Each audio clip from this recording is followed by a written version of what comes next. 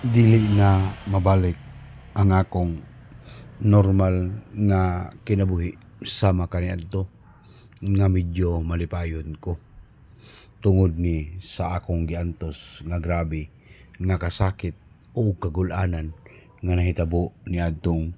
Mayo 2024. Nasakitan og nabugatan ko og maayo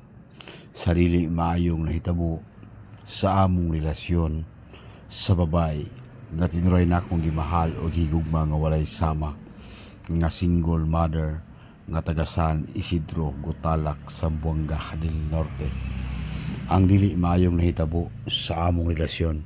ni adtong Mayo 2024 dalhon ko kini hangtod sa akong lubnganan og dili na mabalik pa